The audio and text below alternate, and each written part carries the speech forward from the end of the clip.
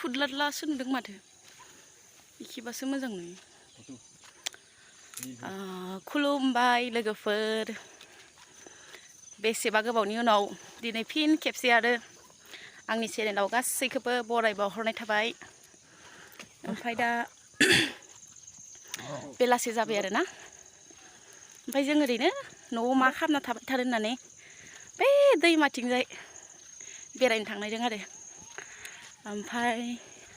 आंजों लोगोआव सोर दङ नोंथांमोना नायनो हागोन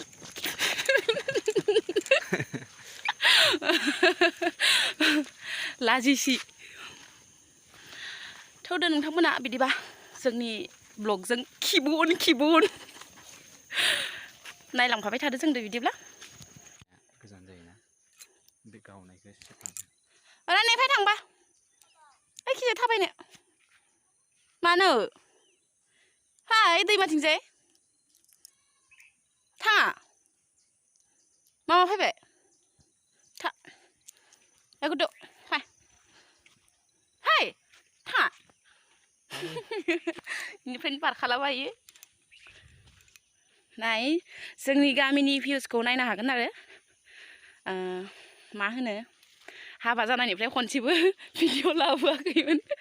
दिदि फार्स्ट भिडिअ आरो एक्चुअलि समबो मोना नालाय भिडिअ खालामनो रावबो गैया न'आव हारसिं खामानि मावो केमेरामेनबो रावबो गैया केमेरा हमनोबो बेखायनो भिडिअखौनो होनाय जाया आरो थेवबो दिनैनि ससेल' भिडिअखौनो नायसाबदो आरो दा बेलासिनिफ्राय मोनाजासिम माने जों बेरायनो थांनायखिनिखौल' होगोन बाखि जेबो भिडिअ खालामा आरो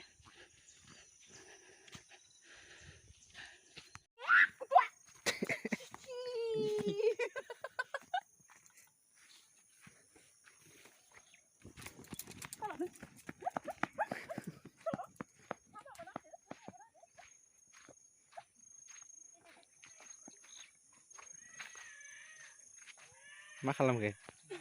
हाखौनो सारलाजोबना होबाय लेथ्राया मा हाजो होनोमोन इखो ओइ नोखि खोनसेयाव हाजोखौ हाजोखौ सिनायो जोंनि न' खाथियावनो बेफोरबायदि हाजो नुनो मोनगोन लोगोफोर मा हाजो होनो बेखौ मिथिया अरुणाचल हाजो अरुणाचल बर्डार होनो बेखौ ओमफ्राय बेवहाय सोरबाफोर मा होनो दंफां दानग्राफोरा दंफां दाननो थांबाबो बेवहाय जेबो फरेस्टार थाया आरो जाय जेरै लाबोनो हायो बेनिफ्राय लाबोनो हायो आरो बे हाजोनिफ्राय रावबो फरेस्टार थाया बेवहाय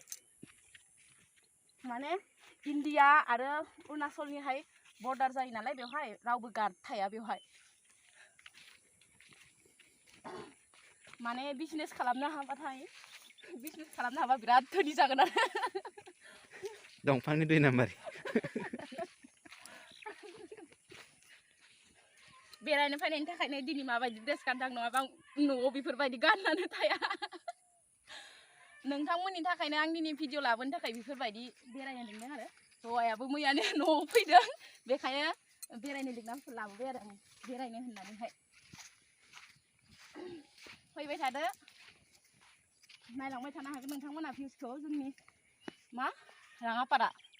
सनितपुर डिस्ट्रिक्टनि सिङाव थानाय राङापारा टाउननि सिङाव थानाय 2 नाम्बार तराबिल बे जायगायाव हाबा जाफैदों आङो नंगौ नङा खालि मिनिनायल' नोंहासो मिनिगासिनो गथ' नायखिबाय नायना जानोबा गथ' इखिबाय नुद'ना जों खोनायालासिनो सिगां खारगासिनो इखि फैनाया जा नोंखौबो देखायनो इखि दोङो जोंहानि आजा ओमफ्राय माबेथिं लामाया माबेथिं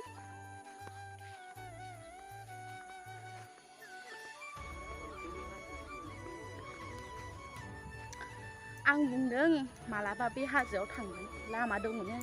लामा गैयानो जाहैबाय ओमफ्राय आंखौ लाङा बोराया मानो हाया जानांगौ जाखो एक्सपिरियेन्स दङब्ला आंहाबो बगामाथियाव गाखोनाय बाक्सा डिस्ट्रिक्टनि बगामाथियाव हाजो गाखोनायनि एक्सपिरियेन्स दङ आंहाबो बेखायनो बेवहाय गाखोनो लिंदों आं बगामाथि हाजोआथ' बिनिसायसो गोजौसिन खोमा ना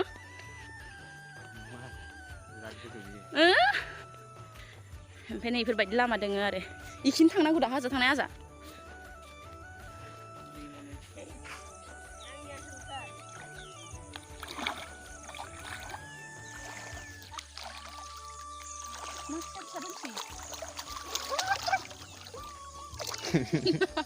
हमना मोनगोन नों मोनाखै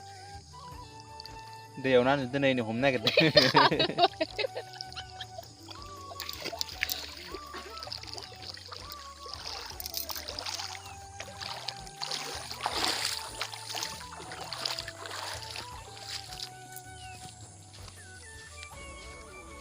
दैमा हाबहांबाय दायो नायलांबाय थादो नोंथांमोना खासि हाग्रा खासि बिबार बारनाय दंसोयो नै दैमायानो गोजामोन इफोर आगोलै बिथिंजायनो दै बोहैयोमोन न बिथिंजायनो दै बोहैयोमोन दा दैमाया बेलेग लामा लांबाय आरो ओमफ्राय दा बेवहाय खासि हाग्रा रज'जोब्बाय साननैसो सिगां बेखौ बिराद मोजां नुयोमोन आरो गुफुर गुफुर दा मेसें जाबाय नालाय एसे रानलांबाय आरो दंफांफोरा थैलांसिगोन हा मानो मा दङ इखिलाय ए बेजों मोसौ खाफैयो दैमायाव हाजोआवबो थाङो आरो दैमा सेर सेर नोंथांमोना नायनो हागोन न' दंजोबो आरो हादान जाफैनाय मानसिफोर दङ आरो बेवहाय जोंना सासे बडिगार्ड दं सिगां सिगां थांबाय थायो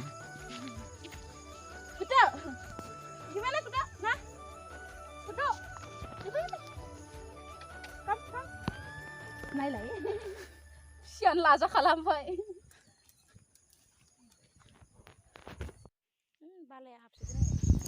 ओमफ्राय जों नै दैमा मोनफैबाय आरो ओमफ्राय दैमायावहाय दैया राननानैहाय हाद्रि जाजोबनाय गुरि गुरि आथिङा हाबजोबदों आरो ओमफ्राय नोंथांमोना नायनो हागोन दैमानि भिउसखौ नै माबायदि नायलांबाय थाबानो जाबाय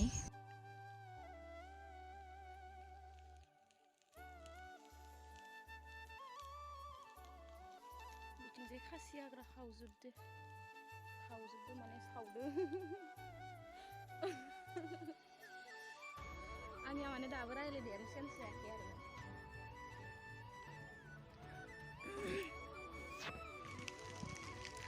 मोजां मिनिनाखै बाखि रागा जोंना खाथिबाय थानायाव हार फालिया मोजां फट' खेबनो होबाबो खेबायाव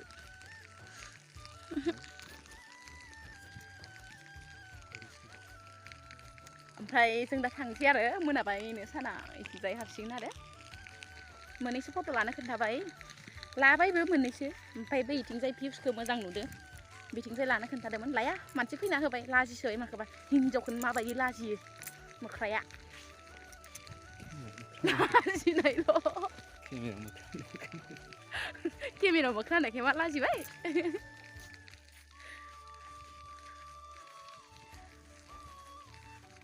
मानिबा लाजि गोसो नायदो आंखौ अपेन चेलेन्ज मोख्रा होनबाय केमेरायाव हिन्जावा लाजिया एसेबो थां एफा मोजां केमेरा खेबना होबाय आङो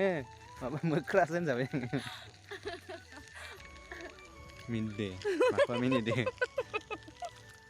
बेसेबा गोबावनि उनाव हिन्जावखौ बिथिंजाय बेरायनो लाबोनानै माबायदि मोनखोदों दे बुंलाय दे बुं हारे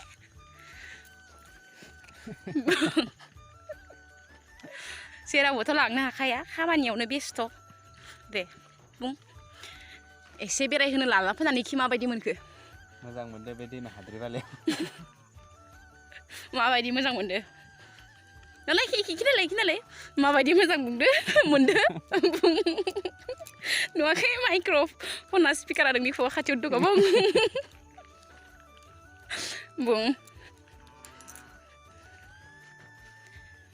दे माबायदि फिल खालामो नोङो हिन्जावखौ नों माबा एमएलए मन्त्रि नामा आरो नोंनि सिगां थाबायबाय थानांगो मोजां मोनदो मोजांल' मोनदो इनि आरो एख' बुंनो गोनां गैला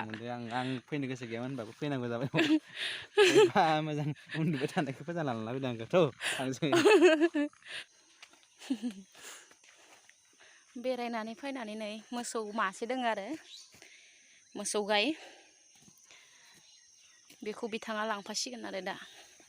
मोनाबायबो नालाय साना हाबहां जाबाय हाबसिगोन आरो मोसौ बिमा ओमफ्राय फिसा मासे दङ ओमफ्राय बोरमा मानै दङ बोरमाया बे न' खाथियावनो दङ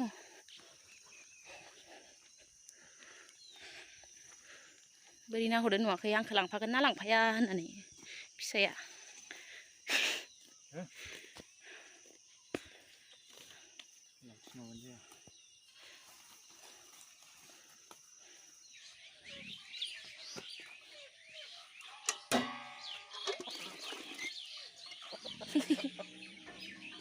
लाजिया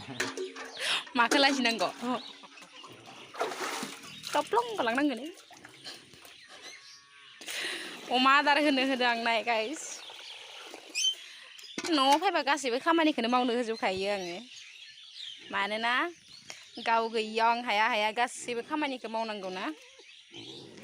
फैबाथाय बेफोर खामानिखौ मावखानांखागोन नंगौना नङा नङा ओरैनो खोलैजोब्बायसो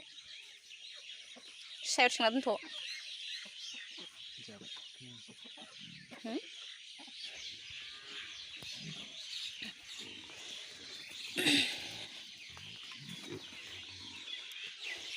आया नाय नोंथांमोना जोंहानि अमाखौ नायनो हागोन बेसे बुरै रै अमा खै बोसोर जाखो होनदोंमोन अमाया मिथिया इलाय 10 बोसोर ना 8 बोसोरसो जाबायदां आरो ना नै बे अमा बुरिया 8 बोसोरसो जाबाय आरो नाय माबायदि बुरि लांजोबखो ओमफ्राय जोंनि हाबा खालिनो या फिसा जन्म जादोंमोन आरो ओमफ्राय बिनि मासे लाखिदों बिनि फिसा जन्म जानायखायनो इबो देरहांबाय नै एसे बेखौबो फिसा जाहोगोन आरो नोंथांमोना नायनो हागोन र' नै बेनो आरो ना अमा बुरिनि फिसाया देरहांबाय नै बे एसे बेखौबो फिसा जाहोगोन आरो जोंनि हाबा खालिनो 5 मे खालि जोनोम जादोंमोन आरो बेयो दा नै देरबाय ओइ नों मा मोनदो हो मा नांगौ बेटलि मा नांगौ दै बेटलि मा नांगौ नोंनो मा नांगौ उखैबाय र' नोमफाया लाबगासिनो नोमफाया लाबगासिनो नै नोमफाया